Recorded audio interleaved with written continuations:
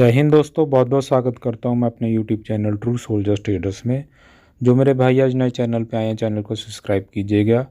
Notification bell icon को select all पे कर दीजिएगा, जिससे जो भी मैं वीडियो आपको दूं वो जो है आपको नोटिफिकेशन आपके मोबाइल पे तुरंत आ जाए।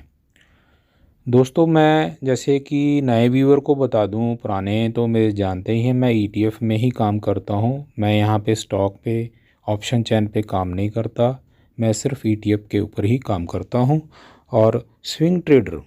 मैं स्विंग पैटर्न के ऊपर काम करता हूं, लेवल्स के ऊपर काम करता हूं और अपने प्रॉफिट लेके री इन्वेस्ट फिर करता हूं, जैसे कि मेरे ओल्ड सब्सक्राइबर जानते हैं।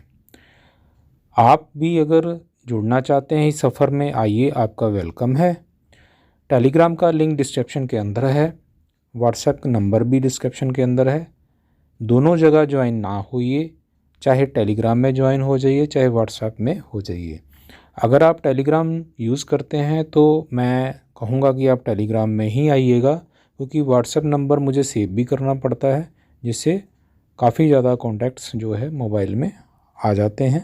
तो अगर आपको रिस्ट्रिक्शन है कहीं पे भी टेलीग्राम की, तो आप कोई बात नहीं, मुझे बताइए, मैं आपको व्हाट्सएप ग्रुप में भी ऐड कर लूँगा। लेकिन दोनों सेम है, कोई चेंज नहीं है दोनों में। जो भी मैं बाय सेल अपनी देता हूँ, चाहे कभी भी कोई भी न्यूज़ का जो टाइम है, चाहे कोई वैसे ही कोई अवेयरनेस है जहाँ न्यूज़ आने वाला है, तो मैं पहले आप लोगों को अलर्ट कर देता हूँ। और ये सुविधा बिल्कुल फ्री है दोस्तों, ये कोई चार्ज नहीं है यहाँ पे। कोई यहाँ पे ना वो जैसा चल रहा है यहाँ वो दुकानदारी नहीं है, सिंपल है। सिंपल आया हूँ और सिंपल ही आपको सब कुछ समझाऊंगा। दोस्तों, मैं आज एक मार्केट व्यू के ऊपर ही जो मैं डाटा देता हूँ उसके ऊपर ही चर्चा करूँगा। काफ़ी मुझे पहले से ही एक क्वेरी आई हुई थी कि ये जो आप दे देते हो नहीं समझ में आ रहा है, कैसे इसको रीड करना है, किस तरह आगे व्यू बनाना है। जो नए सब्सक्राइबर जुड़े हुए हैं उनको थोड़ा दिक्कत है, और जो मार्केट में बिगिनर है उनको भी थोड़ा दिक्कत है, ये समझ में नहीं आ रहा है। ये चीज़ें बहुत कम कोई बताता है जो मैं आपको बताने जा रहा हूँ। मैं अपनी दिन की आगाज़ आपसे जो है इस तरह करता हूँ, जो है मार्केट डाटा के साथ। आप देख पा रहे होंगे, ये मैं अभी आज जो है अपना टेलीग्राम तो नहीं, लेकिन मैं व्हाट्सएप ही खोल के बैठा हूँ। तो ऐसा व्यू जो है एक आता है मेरा दिन में, और उसके बाद जो है ये मेरा जो है डाटा मैं जो देता हूँ कि हमारे जो कल की मार्केट जो बीता हुआ कल था, उसमें मार्केट ने जो है बाय एंड सेल किस फ्लो में आया है वो देखने के लिए। तो पहला हमारा डाटा आ जाता है DII, और दूसरा डाटा आ जाता है FFI और FPI का। दोस्तों, ये बहुत ज़रूरी है कि मार्केट में पैसा आ रहा है या जा रहा है, कितना लगा है, कितना निकल रहा है, ये भी बहुत ज़रूरी है टिप टॉप रहने के लिए मार्केट में, कि मार्केट में चल क्या रहा है, कौन सेल कर रहा है, कौन बाय कर रहा है। उसको हम जो यहाँ देखते हैं, जैसे आप यहाँ पे देख रहे हो, कैटेगरी मैंने आपको बता दी, डेट यहाँ पे मेंशन होती है, किस डेट का ये डाटा है। आप देख पा रहे होगे ये 9 तारीख का डाटा दिखा रहा है। उसके बाद अगर आप जो है, ये मैं पुराना मैसेज लेके बैठा हूँ इसलिए आपको ये नज़र आ रहा है। आगे देखोगे आप तो बाय आप मिलेगा आपको, और सेल वैल्यू मिलेगा। यहाँ पे ये करोड़ के अंदर होता है कि बाय कितनी बाइंग आज हुई है, इतने करोड़ की हुई है, किसके द्वारा हुई है, DII के द्वारा हुई है। और सेल कितने करोड़ की हुई है, DII ने कितने करोड़ की सेल की है। और नेट वैल्यू मार्केट के अंदर क्या बच रही है, वो उससे घटा के, यानी कि बाय से सेल को घटाने के बाद जो एक वैल्यू आती है, वो मार्केट में आगे पैसा कल के लिए गया है, फ्यूचर के लिए गया है। ठीक है, कल यानी कि आगे मार्केट में डिलीवरी में गया है।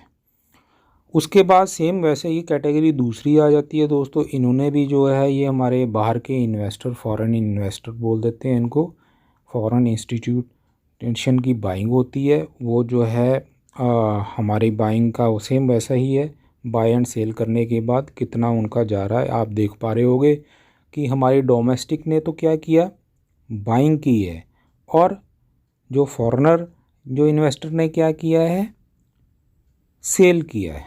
तो ये एक हमें जो है ना बैलेंस सा, अभी यहाँ पे जो ज़्यादा कुछ नहीं, बैलेंस सा ही है मार्केट में, इसलिए मार्केट में ज़्यादा हलचल आपको नज़र नहीं आ रही थी कि जितनी सेल हो रही थी उतनी बाइंग आ रही है। तो नेक्स्ट जो मैं आपको फिर दोबारा देता हूँ, ग्लोबल डाटा अगला जो होता है, ये बहुत मेन है दोस्तों। यहाँ पे पहला हम देखते हैं कि जो हमारा, जब हमारी शुरुआत होती है 9:15 बजे, जो मार्केट हमारी ट्रेड के लिए हमारे लिए तैयार होती है 9:15 बजे, उस वक्त पहला जो डाटा चल रहा है दाउ फ्यूचर का, वो रनिंग चल रहा है दोस्तों।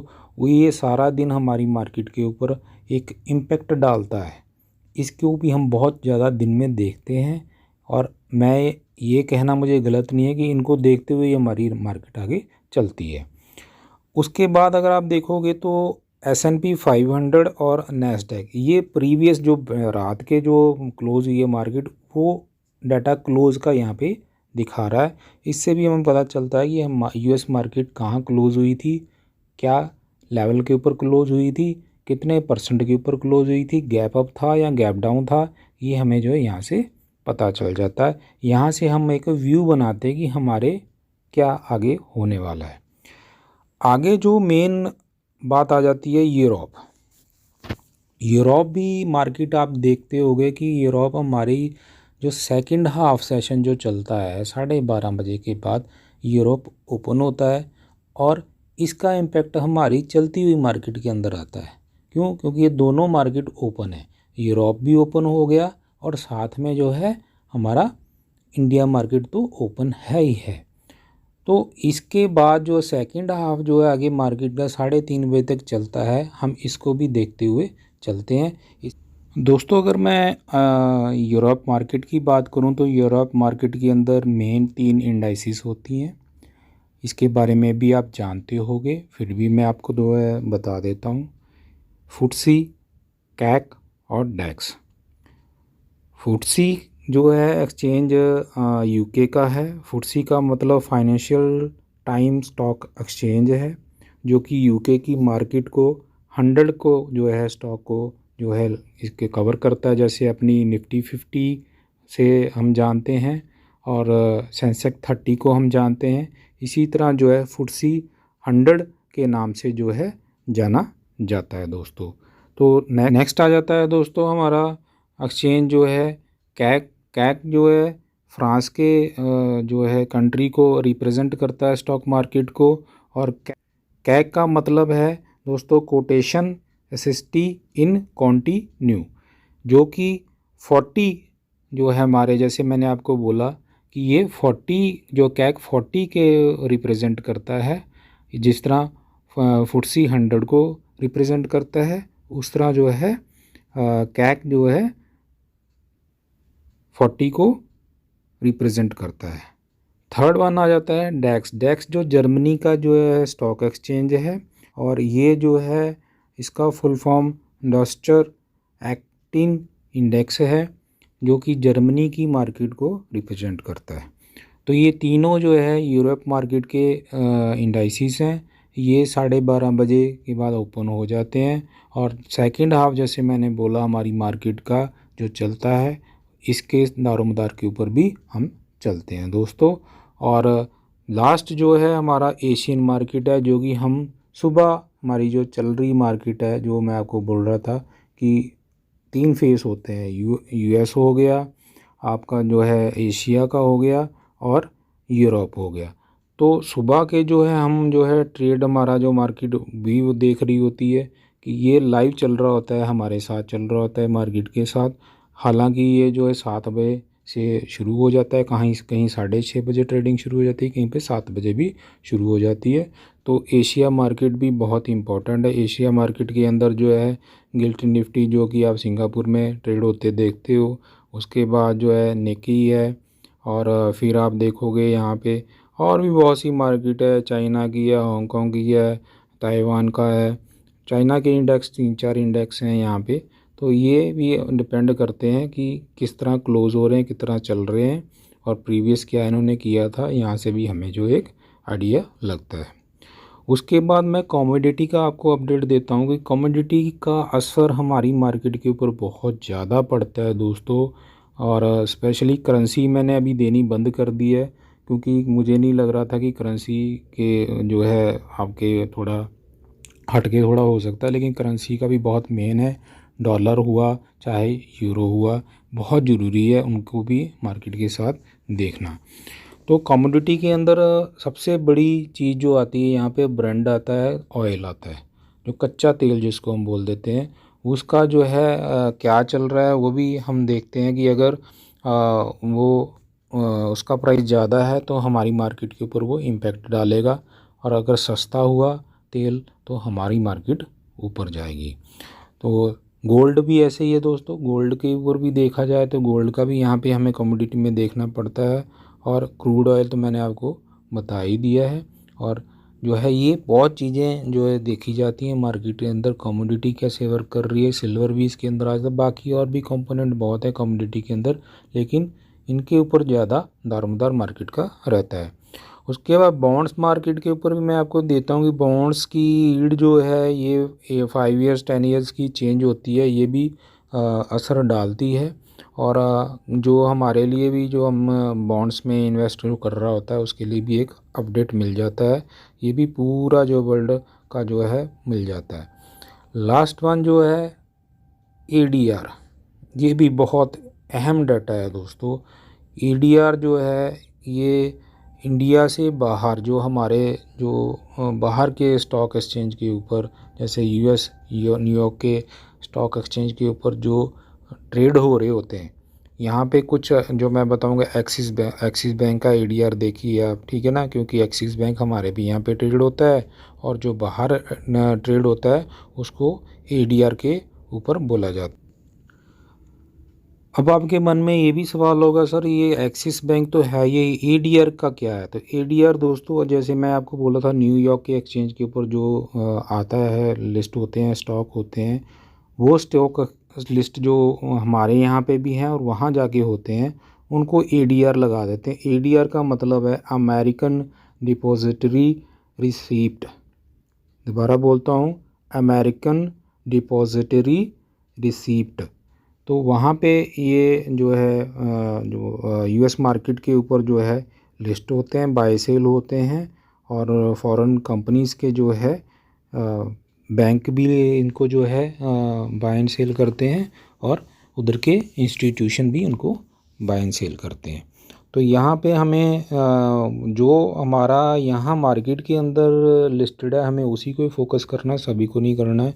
जैसे एक्सिस बैंक हो, बैंकिंग साइड में अगर मैं बोल दूँ, एचडीएफसी है, एक्सिस बैंक है, आप देख पा रहे होगे, आईसीआईसीआई बैंक है, ठीक है ना।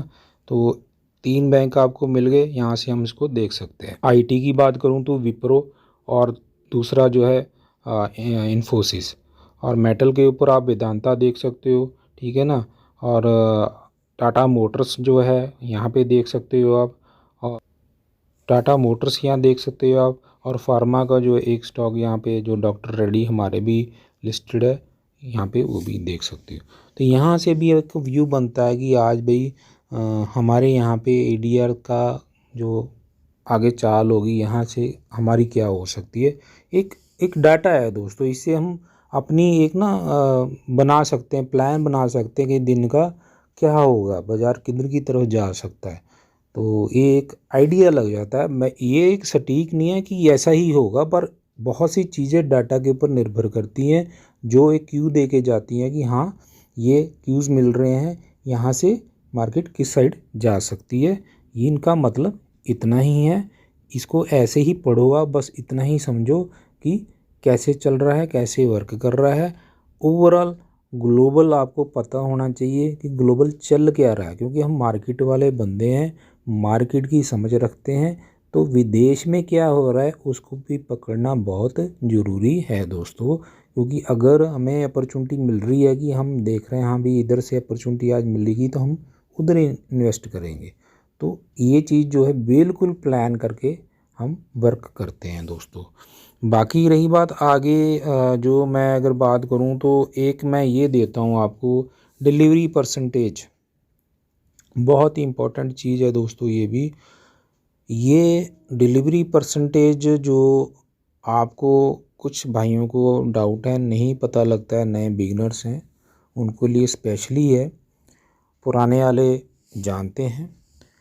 डिलीवरी का मतलब ये होता है दोस्तों कि अगर जैसे निफ्टी की मैं यहाँ बात करूँ, निफ्टी का भी कितने परसेंट है, 58.78%। कितनी तारीख का, 9 अक्टूबर का। यहाँ मान के ये चलिए कि अगर 100 बंदों ने ट्रेड निफ्टी के अंदर 20 में लिया है, ठीक है, ये मैं सीधा आपको सिंपल वे समझा रहा हूँ। अगर 100 बंदों ने ट्रेड किया है निफ्टी 20 के अंदर 58.78% फ्यूचर के लिए लेके गए हैं, बाकियों ने जो है 42% लोग इंट्राडे ही अपना सौदा काट के चले गए। तो यहाँ से हमें पता चलता है कि ये बाइंग कैसी आ रही है, किधर को आ रही है और किधर को जा रही है। ये एक व्यू मिलता है कि हाँ, एक चीज़ और नोट रखिएगा, इसका मतलब ये नहीं है कि जैसे अब बोलते हैं ना कि जी मैं तो क्लास में फ़र्स्ट आया, हाँ बहुत अच्छा है, बहुत बढ़िया है। तो पूछा किसी ने, भाई फर्स्ट आया तो उस स्कूल में बच्चे कितने थे या उस क्लास में बच्चे कितने थे? तो बोला जी मैं क्लास में अकेला ही था। बात समझे आप मेरी, जो मैं बोलना चाह रहा हूँ, भाई अकेला है तो तू अकेला फर्स्ट ही आएगा ना, तू तो कंपटीशन में ही नहीं गया। तो यहाँ वही है कि वॉल्यूम, मेन वॉल्यूम है। अगर भाई मेरे यहाँ पे वॉल्यूम ज़्यादा है, वॉल्यूम पे डिपेंड करता है कि परसेंटेज भी वहीं पे आती है। तो जितनी ज़्यादा वॉल्यूम होगी हमें वो भी देखनी है कि ज़्यादा वॉल्यूम होता है तो ही हमें अच्छा लगता है। वॉल्यूम के ऊपर भी एक सवाल आया था कि सर किसी ETF में कितना वॉल्यूम होना चाहिए, तो वो ठीक है दोस्तों। मैं 1 लाख से नीचे जो है ETF को जो है अवॉइड करता हूँ, उसको रुकने के लिए टाइम देता हूँ। बहुत से ऐसे ETF जैसे अभी आप यहाँ पे ही मेरी इसी डिलीवरी आंकड़े में देखोगे, कमोडिटी का आपको कमोडिटी आई का ETF आएगा, वहाँ पे वॉल्यूम्स कम आ रही हैं। तो मैं उसको ट्रैक ज़रूर करता हूँ, इसलिए मैंने उसकी डिलीवरी परसेंटेज देता हूँ। तो इसका मतलब वही है कि मैं उसमें बाइंग अभी नहीं कर रहा, क्योंकि उसमें वॉल्यूम आप चेक करोगे ना, वॉल्यूम उसमें कम आ रही है। तो मेरा जो एक जो है एक लगा रखा है, मैंने एक स्केल लगा रखा है, जो मापदंड है मेरे, कि 1 लाख से नीचे अगर कोई भी डिलीवरी आ रही है वॉल्यूम्स में, तो मैं उस ETF को अवॉइड करता हूँ। 1 लाख से ऊपर डिलीवरी होनी चाहिए, जिससे क्या है, मेरा जो है बाइंग मैंने किया हुआ है मेरा अटके नहीं। वॉल्यूम को एक इस तरह समझिए दोस्तों कि मान लीजिए एक दुकान है, ठीक है, वो दुकान झकाझक भरी पड़ी है, सामान उसमें भरा पड़ा है, लेकिन उसके अंदर कोई ग्राहक ही नहीं आ रहा, तो सामान बिक्री नहीं हो रहा ना। सामान पड़ेगा क्या, पड़ा रहेगा, क्या करेगा वो, उसमें तो ग्राहक नहीं आ रहा है। और एक ऐसी है उसके अपोजिट एक दुकान है जहाँ पे सामान तो है ही है, और सामान इतना रोज जा रहा है कि वहाँ पे वो बंदे परेशान हो रहे हैं उनको दोबारा लगाने के लिए, क्योंकि उसके अंदर जो है रश ज़्यादा है, उसमें बायर और सेलर ज़्यादा आ रहे हैं, उसमें ख़रीदने वाले आ रहे हैं ज़्यादा, इसलिए जो है पीछे से डिमांड एंड सप्लाई आती जा रही है। वहाँ पे कोई भी दिक्कत नहीं है उनको काम करने में और जाने में। जैसे आप जाओगे, मुझे ये सामान चाहिए, आप उसको लेके आ जाओगे। तो इसी तरह मैं जो आपको ये एग्ज़ाम्पल दिया हूँ, ये वॉल्यूम के साथ भी जुड़ी हुई है।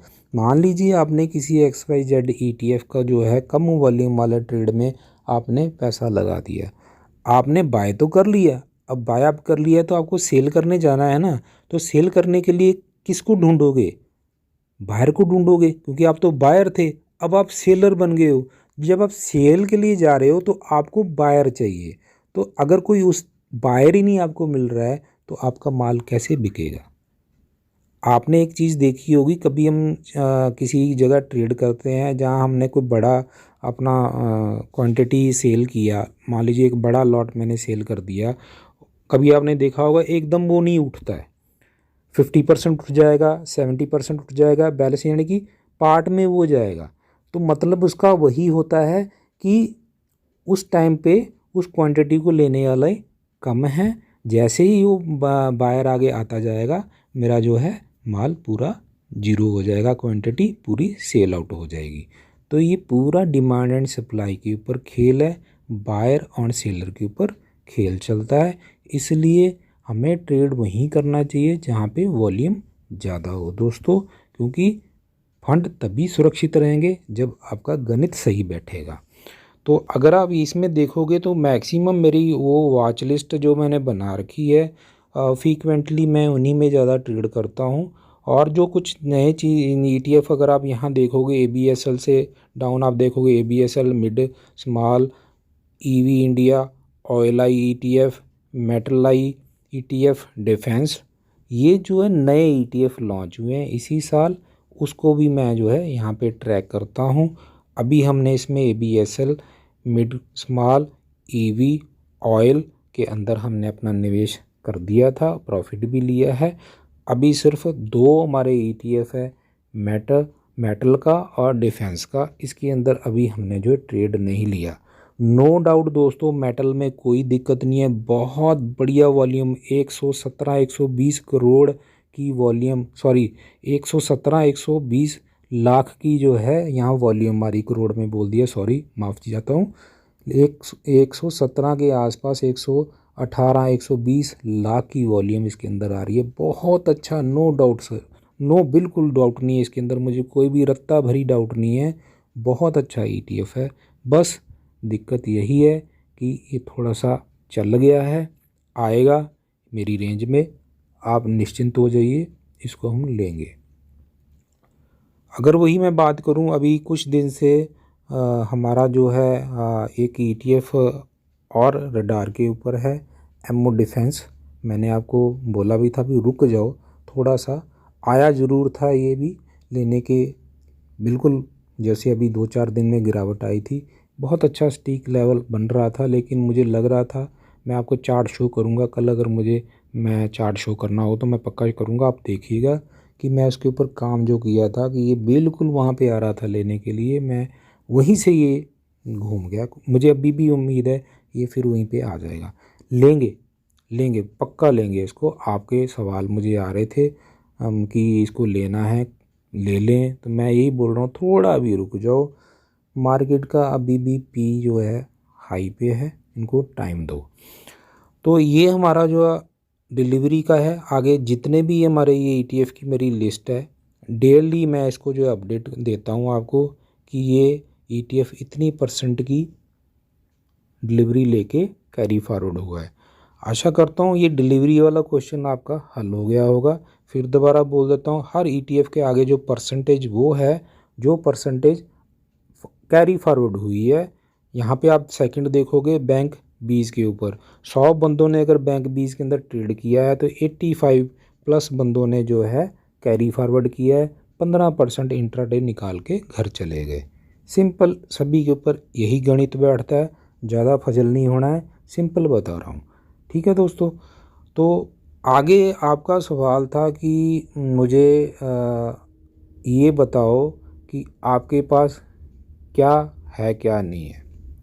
दोस्तों कुछ YouTube की पॉलिसी है, मैं वो जो है पॉलिसी को बिल्कुल बरकरार रखूँगा। मैं, क्योंकि मेरा अभी तो चैनल ही मोनेटाइज नहीं हुआ, तो मैं कहाँ से उसको वायलेंस करके जाऊँगा। ठीक है दोस्तों, इसलिए मैं यहाँ पे आपको जो है बता रहा हूँ।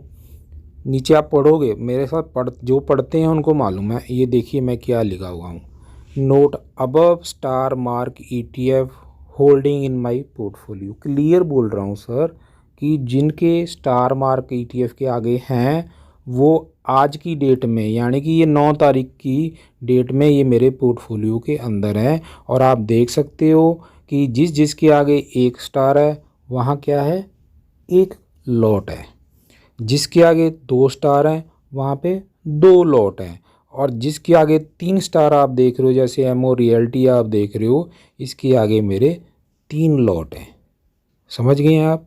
3 लॉट कैसे, यानी कि मेरा टॉपअप भी लॉट के बराबर ही होता है। जैसे मैंने आपको कई बार बोला हूँ, टॉपअप के ऊपर भी आप कवर कर देता हूँ। आज मैंने पूछा था वीडियो किस पेपर बनाऊँ, तो टॉपअप के ऊपर भी बोला कि टॉपअप क्या है। सिंपल है दोस्तों, टॉपअप मैं हर बार बोलता रहता हूँ जब मैं बाइंग करता हूँ कि बड़ी सिंपल वे में बताता हूँ, फिर भी मुझे समझ नहीं आती है कि पकड़ क्यों नहीं पा रहे हो आप। टॉपअप कुछ नहीं है, अगर मेरा पहले का कोई ETF, जैसे अभी सपोज करो मेरे पास यहाँ पे मैं बोल दूँ FMCG मेरे पास मैंने लिया, एक मेरे पास लॉट है। अगर क्या हुआ कल, मान लो अगर FMCG 2% से नीचे गिर जाता है, तो मैं क्या करूँगा, अपना टॉपअप लॉट लगाऊँगा। ठीक है दोस्तों। और टॉपअप लॉट लगाने का क्या सीधा सा सरल ये है कि मैंने दिन की जो गिरावट थी 2.5 से 2% की, वो मैंने अपनी एक टॉपअप इन्वेस्टमेंट कर दी है, जो कि मेरे पास इसके लिए होल्डिंग के लिए इसको मैंने पैसा रखा हुआ था, इसको दिया हुआ था। पर्टिकुलरली एक ETF के लिए मेरे फंड जो है एलोकेट होते हैं। ये मैंने आपको पहले भी कई बार बताया हुआ है फ़ंड मैनेज किस तरह करना है। ठीक है, एक दोबारा से मैं फ़ंड मैनेज को रिव्यू कर दूंगा। प्ले लिस्ट में जाओ, वैसे भी आपको वीडियो मिल जाएगा, देख सकते हो। फिर भी मैं एक बार रिव्यू कर दूंगा, कोई दिक्कत नहीं है। टाइम की थोड़ी सी प्रॉब्लम होती है, तो यही प्रॉब्लम है और कुछ नहीं है। तो यहाँ पे मैं यही बता रहा हूँ टॉपअप क्या है। टॉपअप की स्ट्रेटजी यही है कि दोस्तों यहाँ पे अगर वो 2% 2.5% चलती हुई मार्केट में नीचे आ गया तो मेरा टॉपअप बाइंग होगा। ध्यान देना, वो लॉट मेरे पहले पास होल्डिंग होना चाहिए, तभी मैं टॉपअप लगाऊंगा, नहीं तो मैं नहीं लगाऊंगा। फिर तो मेरी सीधी बाइंग ही होगी, फ्रेश बाइंग, जिसको फर्स्ट लॉट में बोलता हूँ। टॉपअप बाइंग का करने का मतलब ये है कि विद इन 2 या 3 डेज़ के अंदर इसके ऊपर प्रॉफिट 2.5 से 3%, जिस तरह वो गिरा था उतना ही वो ऊपर जाके प्रॉफिट बुक कर लेना है, रोकना नहीं है। क्योंकि मैं वहाँ अपनी इसी एम से आया हूँ कि मेरा जो 2.5 से 3% का टारगेट अचीव हो गया, मैं लेके बाहर निकलूँगा और मेरा पहला लॉट वहाँ मार्केट में लगा हुआ रहेगा। एक चीज़ और नोट करिएगा कि जब आप डबल लॉट मार देते हो या टॉपअप कर देते हो एक ही अकाउंट में, तो आप कैलकुलेट नहीं कर पाते हो अपना प्रॉफिट। पता ही नहीं लगता आपको कि मैं प्रॉफिट कैसे काटूं। एल्गोरिथम क्या बोलती है डीमेट की, फर्स्ट कम फर्स्ट सेल। तो आपने जो टॉपअप मारा है वो पहले सेल नहीं होगा, पहला लॉट आपका सेल हो जाएगा और बाय डिफ़ॉल्ट वो जो रेट ऊपर होगा उस लेवल से आपको लॉस दिखाएगा। आप बोलोगे मैं तो लॉस में निकल गया। तो दूसरा मेथड ये है कि आप जब भी सेम लॉट जो है, चाहे टॉपअप मारना है, दूसरे अकाउंट में मारो, एक डीमेट और अकाउंट खोलो। यहाँ तो मैं बोलूँगा अगर मार्केट में काम करना है तो आपके पास मिनिमम 3 जो है आपके पास डीमेट खाते होने चाहिए। आज एक लॉट मैंने ए अकाउंट में मारा, तो अगर वो 5% नीचे आया तो मैं बी अकाउंट में सेकंड लॉट मारूंगा, नहीं तो बी में मैं टॉपअप मारूंगा। ठीक है, इसी तरह अगर बी वाला यानी कि सेकंड अकाउंट वाला 5% नीचे आया तो मैं सी वाले में थर्ड लॉट लगाऊंगा। ये कार्रवाई दोस्तों आपने करनी है। जब तक ये कार्रवाई आप नहीं करोगे तो आप नहीं निकाल पाओगे। नहीं तो मैंने पार्ट 2 जो बनाया था उसको आप देखोगे तो मैंने वहाँ पे बिल्कुल परसेंटेज वाइज सिंगल अकाउंट को कैसे ऑपरेट करना है वो भी बताया हुआ है, वो भी आप जाके देख सकते हो। वहाँ पे भी कोई लॉस नहीं है, सिर्फ आपको जो है लिखित में रखना पड़ेगा, डायरी मेंटेन करनी पड़ेगी। वो अगर आप कर सकते तो ठीक है, नहीं तो सिंपल है, कुछ नहीं है, आजकल सब फ्री है दोस्तों। आराम से डीमेट अकाउंट खोल लीजिए, बहुत से ब्रोकर आपको फ्री सर्विस दे रहे हैं। मैं यहाँ पे किसी के जो है जिक्र नहीं करूँगा, आप स्वतंत्र हो, किसी के साथ भी जा सकते हो। तो सिंपल बता रहा हूँ, इस तरह आप जाइएगा, टॉपअप आप लीजिए। टॉपअप का बहुत बढ़िया एक जो है यूज़ होता है, जो कि मैं करता हूँ, अमूमन मैं करता हूँ और आपको बता के मैं निकल भी जाता हूँ। तो ये टॉपअप यही है। अगर अभी भी कोई डाउट है टॉपअप के बारे में, नहीं समझ पा रहे हो तो बता देना, मैं और क्लियर आपको पर्सनली मैसेज कर दूंगा। बाकी मैं तकरीबन बताता रहता हूँ कि टॉपअप बाइंग क्या है, टॉपअप कैसे करना है। बाकी रही बात दोस्तों, फंड मैनेज आपके ऊपर है, आपका फंड आप जानते हो, मैं नहीं जानता हूँ। मैं सिर्फ आपको यही बता सकता हूँ, जितना फंड आपने की रखा है उसको डिवाइड कीजिए ETF के ऊपर, और उसके अगेन 4 डिवाइड कीजिए ETF के ऊपर, जिससे आपके 4 लॉट आ जाए। 4 नहीं करने तो कम से कम 3 लॉट तो कीजिए आप। 4 मैं इसलिए बोलता हूँ कि अगर कोई ऐसा सिनेरियो आ गया कोविड जैसा, तो आपका चौथा लॉट भी पूरा लग जाता है। लगे हैं दोस्तों हमारे, इसलिए मैं बोल रहा हूँ। तो नहीं तो चौथा लॉट हमारा टॉपअप में तो काम आता ही आता है। और दूसरा एक चीज़ मैं और भी बता देता हूँ, जो ये आपके पास पार्ट पड़ा हुआ है ना, इसको आप जो है डाइवर्ट भी कर सकते हो। ये नहीं कि मैं इधर नहीं तो उधर, उधर नहीं तो इधर, ऐसे घुमा भी सकते हो। ये आपके ऊपर है, ये भी आप कर सकते हो। बाकी रही बाद जो आपके पास सरप्लस पैसा है वो आप जो है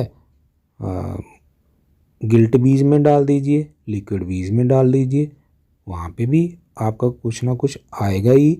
ब्रोकर के पास रहने से तो कोई फ़ायदा ही नहीं है। नहीं तो बैंक अकाउंट में ले जाओ आप, 2.5-3% जो भी सेविंग पेपर मिलता है वो दे देगा। तो इस तरह कीजिए, आपको कहीं दिक्कत नहीं आएगी। फिर भी अगर कोई प्रॉब्लम है आप मुझे बताइएगा तो मैं आपको वो भी बता दूंगा। अभी अगला पार्ट मैं और कवर करूंगा कि न्यूज़ के ऊपर हम CPI data, inflation data, employment data, ये चीज़ें बहुत सी आई हैं, जो जीडीपी नंबर्स, इसके ऊपर भी आगे बात करेंगे। मार्केट एनालिसिस तो बहुत लंबा है, लेकिन सिर्फ़ और सिर्फ मैं आज इसी के ऊपर आया हूँ क्योंकि जो मुझे आपके सवाल कुछ न्यू बिगिनर्स के आ रहे थे कि ये आप जो दे रहे हो इसको रीड कैसे करना है। तो रीड बड़ा सिंपल है दोस्तों, ये एक आउटलुक देता है मार्केट का कि इसके ऊपर हम जो है आगे हमारी आज की मार्केट कैसे चलेगी। बाकी खेल सारा डिमांड एंड सप्लाई का है दोस्तों, कभी कभार बाजी पलट जाती है, आपने भी देखा होगा। ये सिर्फ हम व्यू बना के चलते हैं और कुछ नहीं है। बाकी आप ईटीएफ में हो, आपको ज़्यादा फजल होने की ज़रूरत नहीं है। नीचे आएगा हमने ख़रीदना है, ऊपर जाएगा हमने बेचना है। Think like businessman. आशा करता हूँ जो भी आज मैंने आपको बताने की कोशिश की है आप समझे होंगे, जानकारी आपको बढ़ी होगी। कुछ चीज़ें ऐसी मैंने बताई होंगी जो आपको पता ही नहीं होंगी, तो थोड़ा जो है मोटिवेट हो जाइए अपने आप में। और एक वीडियो और मैं लाने की कोशिश करूँगा, अगर जल्द से जल्द मैं इसका पार्ट 2 भी बनाऊँ, जो कि न्यूज़ बेस वाला एक रह गया है, वो भी मैं आपको बताऊँगा कि किस न्यूज़ का इम्पैक्ट कैसे आता है, कहाँ आता है, उसको भी आपको पढ़ना ज़रूरी है। और कहाँ से वो न्यूज़ आता है वो भी मैं बताऊंगा, क्योंकि आपको कहीं पे भी हमारा मीडिया चैनल, चाहे बिजनेस जी न्यूज़ हो चाहे आवाज़ वाला हो, यहाँ आपको कहीं नहीं मिलेगा। तो मैं आपको वो चीज़ बताऊंगा जहाँ पे ये डाटा आपको मिल जाएगा। आप यहाँ से 10-20 दिन तक का एक कैलेंडर देख सकते हो कि कैलेंडर में क्या क्या होने वाला है। इस तरह आप प्लानिंग करके पूरे हफ्ते की जा भी सकते हो। तो स्वस्थ रहिए, सुरक्षित निवेश कीजिए। जय हिंद दोस्तों।